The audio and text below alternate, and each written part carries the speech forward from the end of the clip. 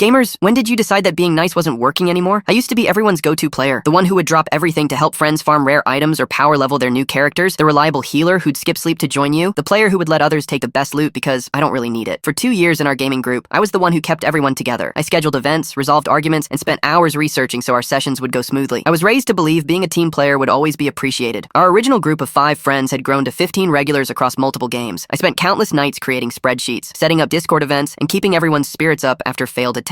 I even let my friend Mark take credit for successful raid strategies because he said it would help his streaming career. When my grades started slipping from all the late gaming nights, I asked the group if we could schedule sessions earlier so I could balance school better. Mark sighed and said, "We really need those evening hours, but I guess we can try for a few weeks." I was so grateful that I prepared twice as much for each session. The schedule change was supposed to last for the semester, but after just 3 weeks, Mark messaged everyone. He said the earlier times were killing the vibe and they needed to go back to late nights. The group couldn't keep adjusting for one person. I explained that my grades were still recovering, I had important exams coming up, and I really needed the support. He just responded with, "We all have responsibilities," until I finally gave in and said I'd manage somehow. I spent the next months exhausted, playing until 2 a.m., then struggling through classes. Still, I kept showing up, even created custom trackers that everyone loved for our shared game progress. Then came the big tournament our group had been practicing for. The prize was gaming gear and potential sponsorship for future events. I spent weeks coordinating practice sessions, analyzing opponent strategies, even coding a tool to track our performance metrics. I missed study sessions for a major exam to finish this. The day before the tournament, Mark asked to review my strategy notes. I shared everything. When the tournament started, I joined the voice chat early, ready with all our planned strategies. But Mark was already directing everyone, using my exact callouts, my positioning ideas, my counter strategies. When I tried making suggestions, Mark unmuted and said, "Let's stick to what we discussed, Alex. Just focus on support like we talked about." Someone asked if I had helped develop the strategies, and before I could answer, Mark jumped in with, "I've been studying these teams for weeks. Alex just helped gather some stats." I stayed silent. I followed directions. Our team advanced to the finals and won 2nd place overall, the best any of us had ever done. When the prizes were distributed, Mark took the gaming chair as team captain. The others got headsets and keyboards. I got a mouse pad with the tournament logo. That night, I failed my exam. I'd been too tired to study, too focused on the tournament. My professor warned me about my grade point average dropping below scholarship requirements. A week later, our group celebrated the tournament success. Mark was praised as a brilliant strategist. I joined the call to congratulate everyone like a good teammate. Then came the announcement that broke me. Mark had been invited to join a semi-pro team based on our tournament performance, and they had room for one more player. He listed what he was looking for in a teammate, then announced his pick, Jason. Freaking Jason, who had joined our group just a month before and contributed nothing beyond being Mark's real-life friend. I sat there muted as everyone congratulated him. Then Mark messaged me privately, "Hey, we need those builds for the guild raid tomorrow, and can you level my character this weekend? I know you won't let me down." Something broke inside me. 2 years. 2 years of sacrificing sleep, grades, and social life. 2 years of missing study time. 2 years of watching others take credit for my work. I uninstalled Discord, walked to the bathroom, and stared at myself in the mirror.